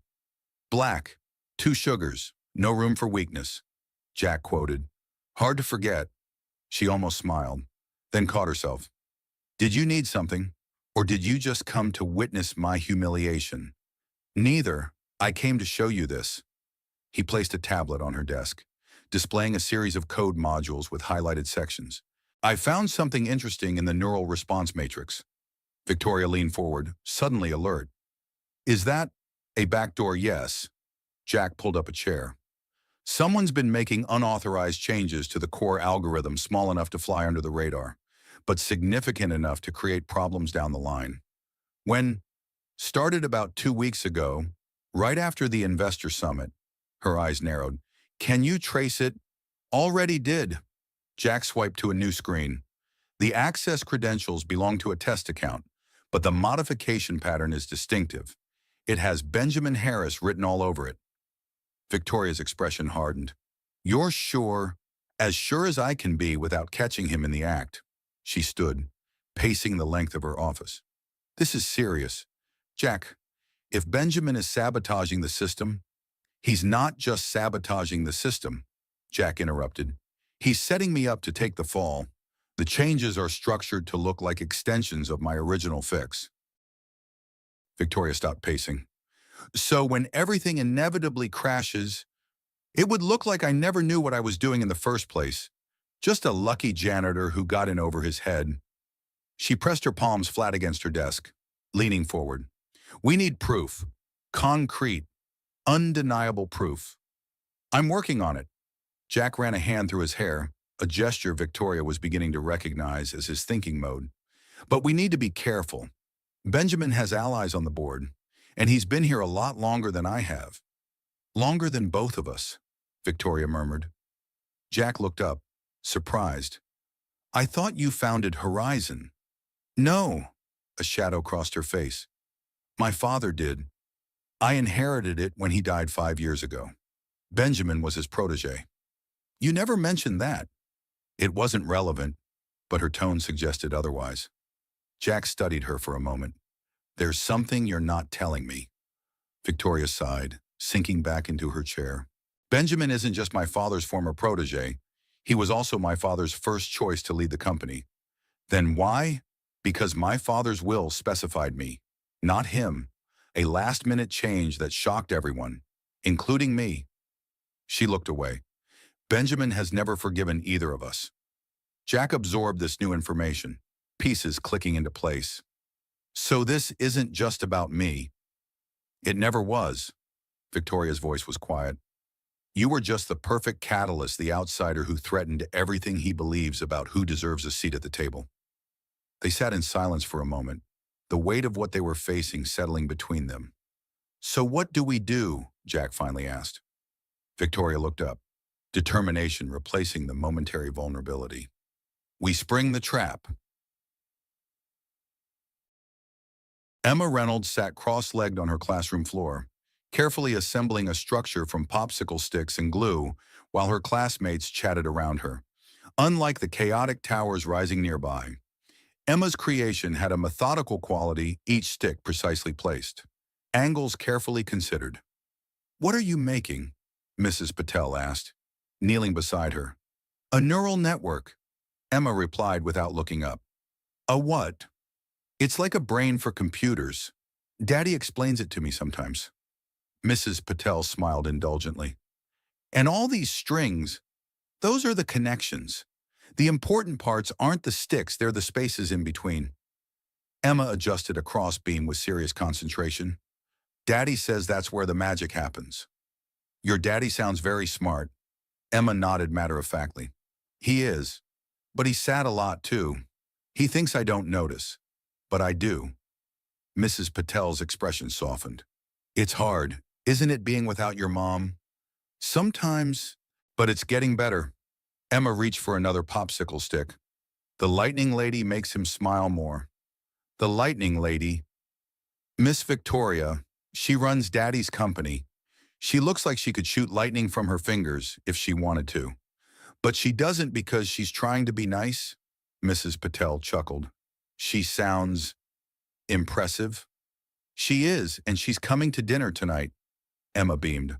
"I'm going to wear my dinosaur dress to show her I'm serious." "About what?" "About letting her be part of our family." Emma said it so simply, as if it were already decided. Daddy's been alone too long, and Miss Victoria needs someone to remind her that work isn't everything. Mrs. Patel shook her head in amazement. "Emma Reynolds, you are something else." "I know." Emma placed the final stick, completing her structure. "Mrs. Patel." "Yes, dear. Do you think Mommy would mind if Daddy loves someone new?" The question hung in the air, heavier than any 6-year-old should have to carry. Mrs. Patel chose her words carefully. "I think your Mommy would want your Daddy to be happy. And you too." Emma considered this, then nodded. "That's what I think too. Mommy always said love grows when you share it, like garden plants." "Your Mommy was very wise." "Yeah." Emma stood up, brushing glue from her hands. "That's why I need to make sure everything's perfect tonight, because grown-ups are really bad at important things sometimes." Back at Horizon Technologies, Jack and Victoria had assembled a small, trusted team. Walter Chen, the gruff CTO, Priya Sharma, a brilliant security expert Jack had discovered working in IT support, and Mei Lin, Victoria's longtime executive assistant, who saw everything and said little. They gathered in a secure conference room, screens displaying code matrices and access logs. "The trap is simple," Jack explained, pointing to a diagram. "We create a honeypot, a section of code that looks valuable, but isn't connected to any critical systems. We make it irresistible to Benjamin by flagging it as part of my original algorithm fix. Then we wait. How can we be sure he'll take the bait?" Priya asked, skepticism evident in her voice. "Because Benjamin's ego won't let him resist," Victoria replied. "Especially if we make it look like Jack's receiving special recognition for it." Walter nodded slowly. "And when he makes his move, we'll have proof," Jack said. "Irrefutable, time-stamped, identity-confirmed proof." "There's just one problem," May pointed out. "Benjamin never uses his own credentials for these modifications. He's too careful." "That's why we're not just tracking credentials," Priya said, pulling up a new screen. "We're tracking coding patterns, keystroke rhythms, even the times of day he typically works. Digital fingerprints he can't hide." Victoria studied the plan. Timeline. "We deploy the honeypot today," Jack said. "Based on his previous patterns, I'd expect him to make a move within 48 hours, which gives us just enough time before the military contract review." Victoria added. Jack looked surprised. I didn't realize that was so soon. It wasn't supposed to be. They moved it up, unofficially. I heard Benjamin has been having private conversations with the procurement team. The implication hung in the air. If Benjamin could demonstrate that Jack's algorithm was flawed right before the review, it would not only discredit Jack, but potentially Victoria as well for championing him. Then we'd better get moving, Walter said. Standing up. Priya, set up the monitoring protocols. May, we'll need a cover story for why we're all working late. As they dispersed, Victoria lingered, waiting until they were alone. Jack, there's something else you should know. He turned to her, sensing the shift in her tone. Benjamin didn't just work with my father. He was engaged to me. Once. A long time ago. Jack blinked, absorbing this new piece of information. What happened? I broke it off when I realized he wanted my father's company more than he wanted me. She looked away. He didn't take it well. So this is personal. For both of you. It's business, Victoria corrected firmly. I don't mix the two. Jack raised an eyebrow. Says the woman having dinner at my apartment tonight. A small smile tugged at her lips. That's different. How? Because it terrifies me, she admitted quietly. And nothing about business ever has. Jack stepped closer, close enough to see the flecks of amber in her gray eyes. For what it's worth, I'm terrified too. Of Benjamin, don't be. Not of Benjamin, of this, us, of wanting something I'm not sure I deserve. Victoria's expression softened. Jack Reynolds, for a brilliant man, you can be remarkably dense. How so? You've spent so long believing you need to earn a place at the table that you've forgotten something important. What's that? Some tables aren't worth sitting at unless you're there. Emma had, indeed, worn her dinosaur dress, a purple confection with fabric spikes down the back that she had insisted was both scientific and fancy. The dinner table was set with their mismatched plates, but she had added hand-drawn place cards with elaborate decorations around each name. Victoria arrived exactly on time, carrying a small gift bag and looking uncharacteristically nervous. Jack welcomed her with a warm smile, taking her coat, a gesture so ordinary it felt extraordinary in its domesticity. Something smells amazing, Victoria said, following him into the kitchen. Daddy made his special spaghetti, Emma announced, appearing in her dinosaur glory.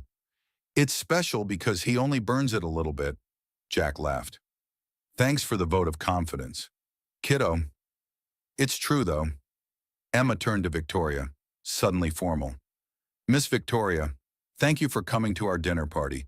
I made you a place card with extra stars because you're our special guest. Victoria knelt down to Emma's level, a gesture Jack had never seen her make in the corporate world. Thank you, Emma. I love the dinosaur dress. Very professional. Emma beamed. I wore it because this is an important business meeting. Is it now? Yes. Emma nodded solemnly. We're discussing a merger. Jack nearly choked on his water. Emma, why don't you show Victoria what you made at school today while I finish up dinner? Okay. Emma grabbed Victoria's hand without hesitation, pulling her toward the living room. I built a neural network out of popsicle sticks. Mrs. Patel didn't really get it, but I think you will. Dinner was surprisingly relaxed, Emma, dominating the conversation with her unique blend of scientific curiosity and six-year-old logic. Jack interjecting with gentle corrections or encouragements, and Victoria gradually unwinding, her professional armor giving way to something softer. So, Emma said during a lull, fixing Victoria with a serious stare. Do you like my dad? Jack nearly spilled his drink. Emma, that's not... It's a simple question. Daddy... Emma didn't break eye contact with Victoria. Do you... Victoria set down her fork, matching Emma's seriousness. Yes, Emma. I like your dad very much. Good, because he likes you too. He smiles differently when he talks about you. Does he now? Victoria glanced at Jack, who was turning an interesting shade of red. Yep, and he checks his phone more to see if you texted. Emma, I think that's enough interrogation, Jack said, desperately trying to change the subject. Why don't we have dessert? In a minute. I'm conducting important research. Emma turned back to Victoria. Do you know how to make pancakes? I can follow a recipe. That's okay. Daddy can teach you. He makes them in shapes sometimes. Emma took a sip of her milk, leaving a white mustache on her upper lip. One more question. Emma, Jack warned. It's important. Daddy. She leaned forward. Miss Victoria, are you scared of anything? The question hung in the air. Victoria seemed taken aback by its simplicity and depth. Yes, she finally answered. Quite a few things. Actually, like what? Victoria thought for a moment. Like making a mistake that hurts people I care about. Like trusting the wrong person. Like... She hesitated, then finished softly. Like missing something important, because I was looking in the wrong direction. Emma nodded, satisfied. That's good. It is. Daddy says you can't be brave if you're not scared first. So that means you're brave. Emma pushed back from the table. I'm going to get the special dessert now, as she disappeared into the kitchen. Jack looked at Victoria apologetically. Sorry about the interrogation. Don't be. She's remarkable. Victoria's voice held genuine admiration. She sees things most adults miss. Gets that from her mother, Jack said softly. Sarah could read people like books. She sounds wonderful. She was. Jack's eyes drifted to the photo wall. You know what's strange, talking about her doesn't hurt like it used to. It's more like remembering a favorite song. Victoria followed his gaze. Do you think she would approve of this? The question encompassed so much more than dinner. Jack considered it seriously. Sarah once told me that if anything happened to her, she'd haunt me if I spent my life alone. A small smile touched his lips at the memory. Said she'd rattle chains and move furniture until I figured out how to be happy again. Sounds like someone I would have liked to know. You two would have either been best friends or mortal enemies. No in between. Victoria laughed a real laugh, unguarded and warm. I can live with those odds. Emma returned, carefully carrying a plate with 3 cupcakes, each decorated with a different colored frosting. Dessert is served. I made them with Mrs. Patel yesterday. The blue one is for Daddy because it's like the ocean, and Daddy likes the beach. The purple one is for me because it matches my dinosaur dress, and the red one is for you. Miss Victoria. Why red? Victoria asked, accepting the cupcake. Emma grinned. Because red means brave, and you're going to need to be brave. For what? For being part of our family. It's not always easy. Sometimes we burn the toast and forget to buy milk and have to eat cereal with water. The simplicity of the statement, the casual inclusion in their small, imperfect world left Victoria momentarily speechless. She looked from Emma to Jack, finding in his eyes the same open invitation. I think, she said carefully, I would like that very much. The trap was sprung at 2:17 a.m. Jack's phone buzzed with an alert, pulling him from a dream about flying popsicle sticks and talking dragons. He slipped out of bed, careful not to disturb Emma, who had crawled in sometime during the night, and padded to the living room. The security notification was clear unauthorized access to the honeypot code. Using a test account, but with Benjamin's unmistakable digital signature, Jack quickly sent a prearranged message to Victoria. Walter and Priya, fish on the hook. By the time he arrived at Horizon Technologies an hour later, the small team was already assembled in the secure room, monitoring screens showing real-time activity. He's still at it, Priya reported, pointing to a screen where code was being methodically altered. Doesn't realize he's being watched. What exactly is he doing? Victoria asked, looking over Priya's shoulder. Creating a cascading failure, Jack explained.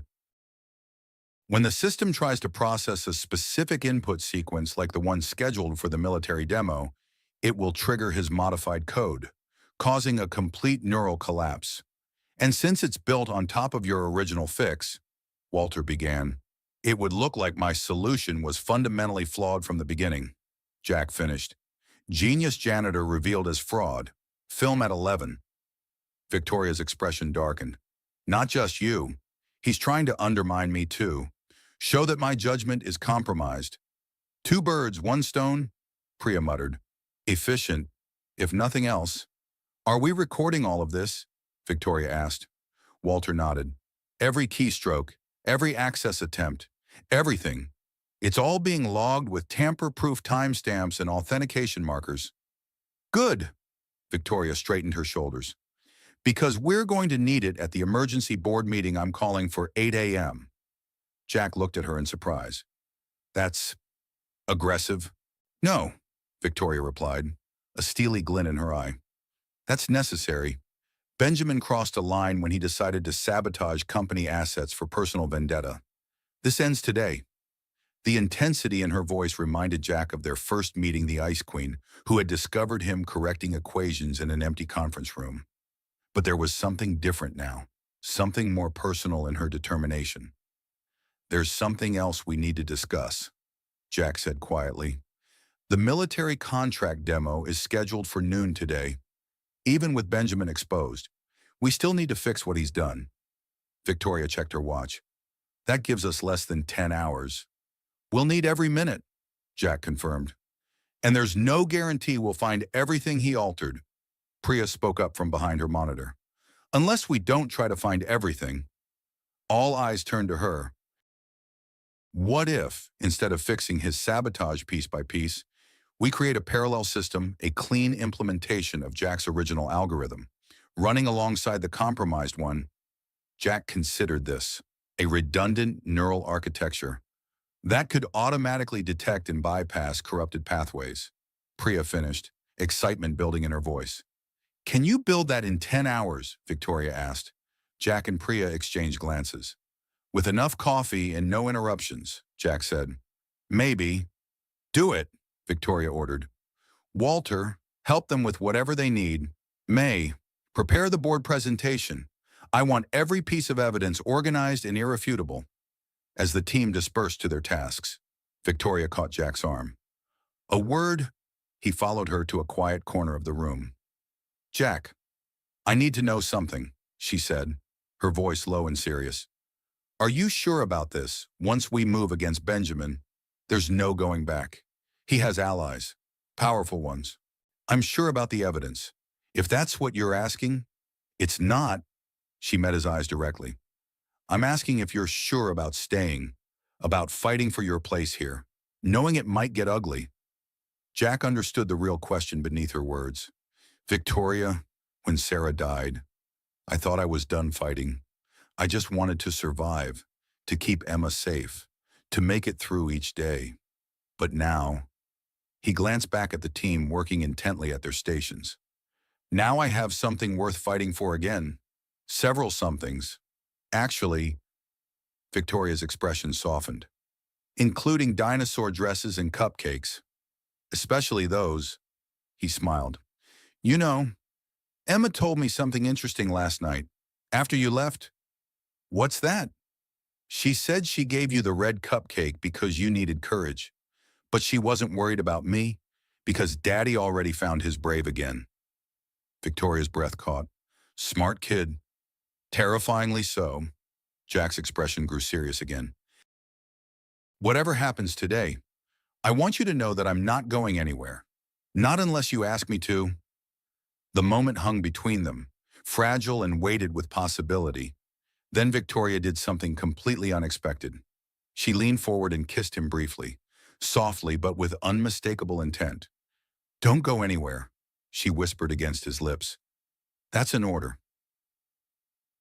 The boardroom at 8 a.m. was tense with unspoken questions. Board members shifted uncomfortably in their seats, glancing between Victoria, at the head of the table, and Benjamin, who sat with perfect composure, a slight smile playing at his lips. Theodore Blackwell cleared his throat. Victoria, this is highly irregular. Calling an emergency meeting without prior agenda distribution? The agenda is simple, Victoria interrupted, her voice calm but unyielding. Corporate sabotage. A ripple of surprise ran through the room. Benjamin's smile didn't waver.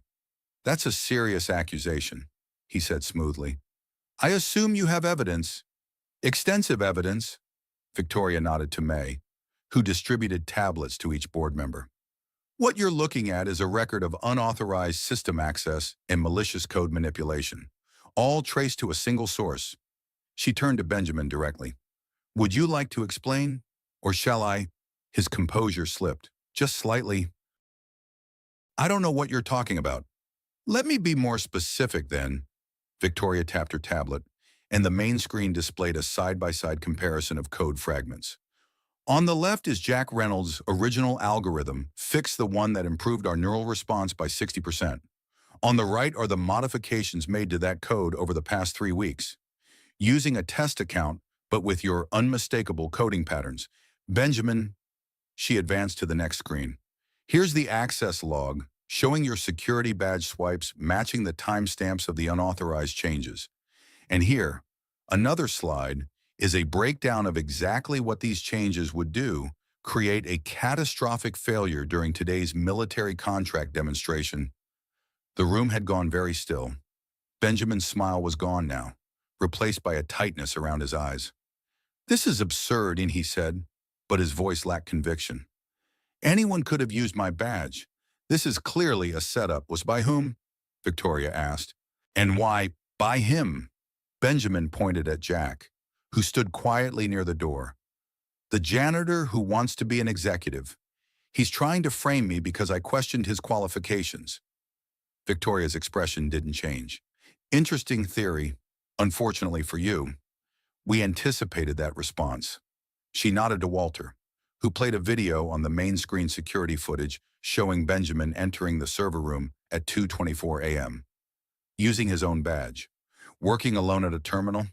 We also have your keystroke pattern analysis, your unique coding style markers, and a complete record of every change you made, Victoria continued, her voice growing colder with each word, all of which will be turned over to the authorities, as this constitutes not only corporate espionage, but potentially endangers a military contract, which carries federal implications.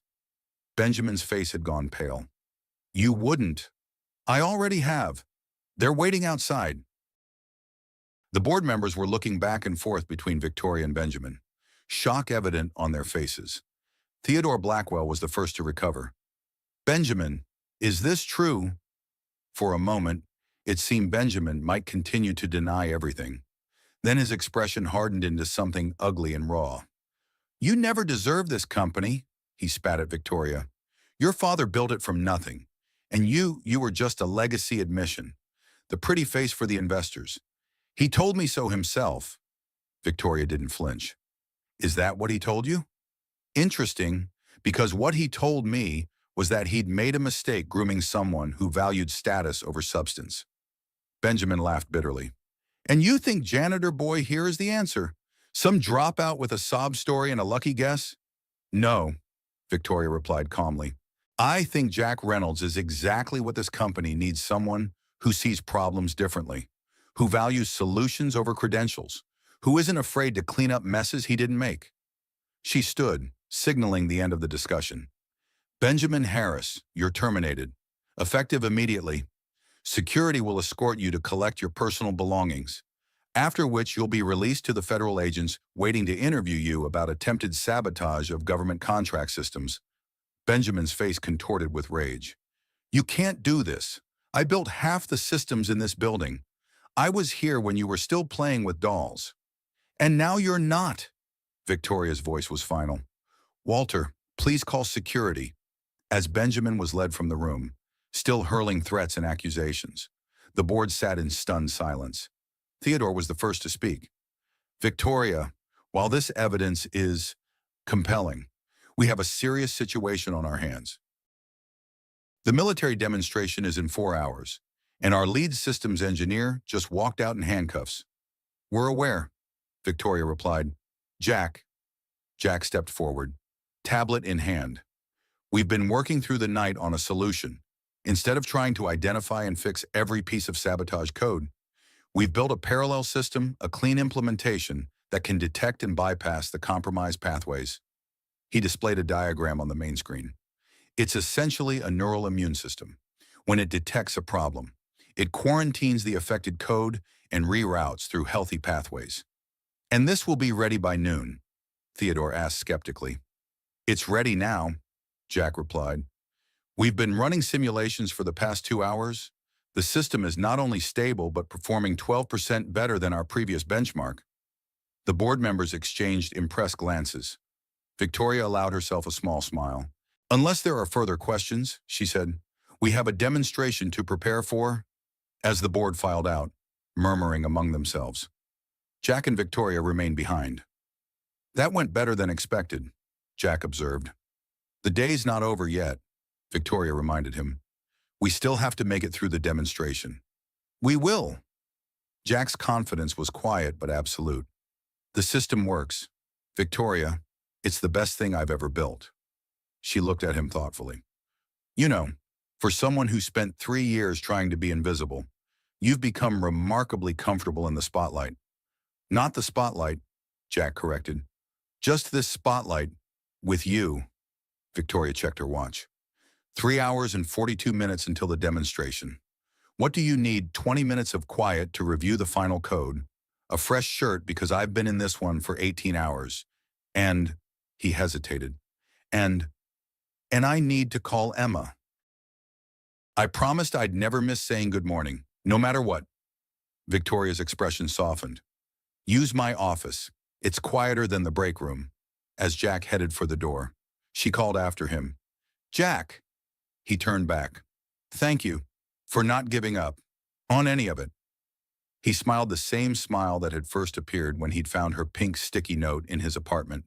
Some bridges are worth rebuilding by hand. Isn't that what someone smart once wrote? The military demonstration went flawlessly. Jack's parallel system not only prevented Benjamin's sabotage from triggering, but actually improved performance under stress conditions, a feature that particularly impressed the Pentagon representatives. As the delegation filed out, shaking hands and making promises of follow-up meetings, Victoria stood at the back of the room, watching Jack field technical questions with the easy confidence of someone who understood his subject so deeply he could explain it to anyone. Walter appeared at her elbow. Not bad for a janitor, huh? Not bad for anyone, Victoria replied. He's extraordinary. Walter. The algorithm, everything. Walter studied her for a moment. You know, in the 5 years I've known you, I've never seen you look at anyone the way you look at him. And how's that? Like you found something you weren't even looking for. Victoria didn't deny it. Is it that obvious? Only to someone who's known you through the Ice Queen years. Walter's voice held no judgment, only quiet support. It suits you, both of you, across the room. Jack caught her eye and smiled at Private. Quiet communication that needed no words. Victoria felt something unfurl in her chest, something that had been tightly wound for as long as she could remember. He's taking Emma to the Science Museum this weekend, she said, almost to herself.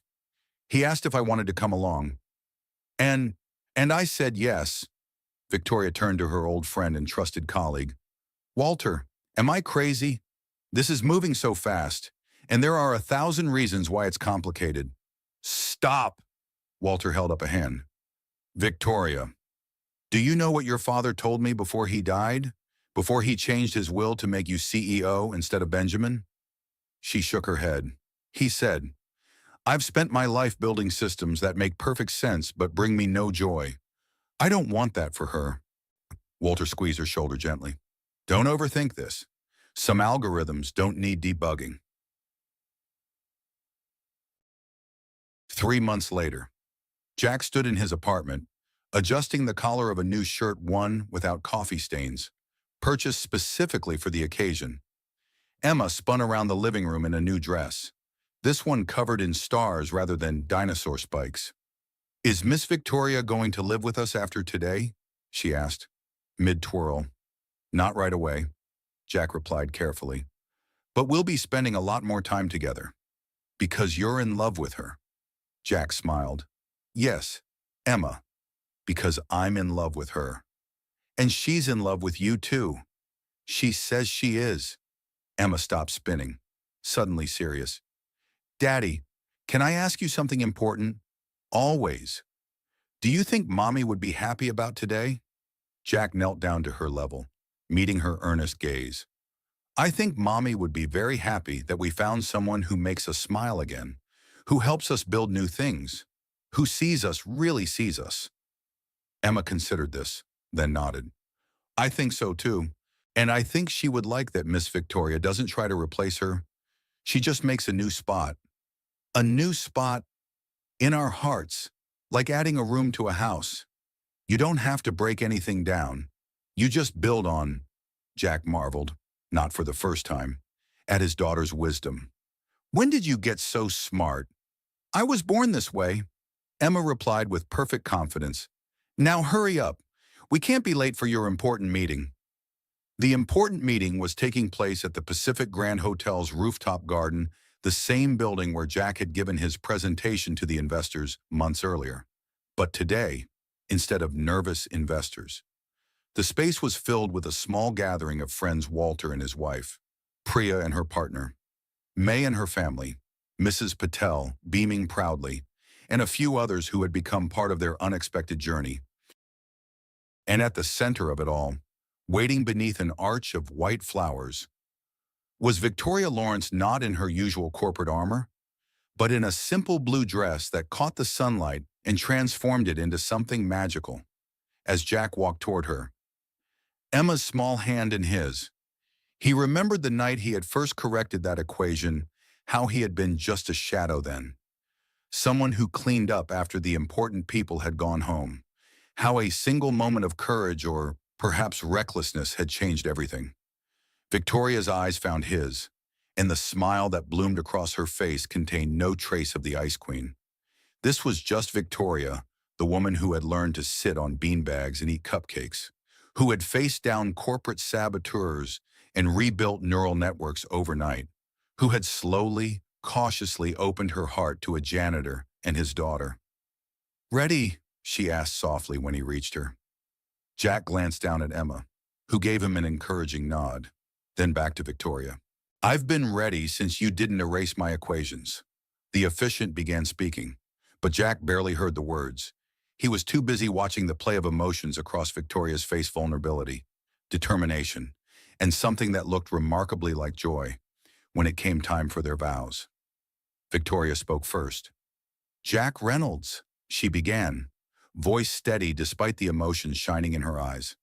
"I spent my life building walls and systems, thinking success meant never needing anyone. Then you walked into a room with a mop and saw something no one else could see, not just in an algorithm, but in me." She took his hands in hers.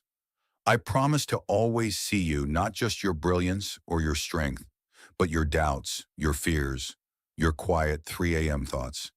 I promise to build with you, not perfect systems, but meaningful ones. And I promise to always be brave enough to let you in, even when it terrifies me." When it was Jack's turn, he took a deep breath. "Victoria Lawrence, I spent 3 years hiding from pain, from hope, from the person I used to be. Then you found me, not because you were looking, but because you weren't afraid to see beyond the uniform." He squeezed her hands gently.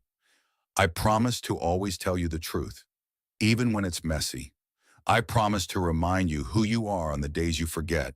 And I promise that no matter what algorithms we build or break, what matters most will always be the connections between us, because that's where the magic happens." Emma, standing beside them, suddenly spoke up. "And I promise to make sure you both remember to buy milk and not burn the pancakes."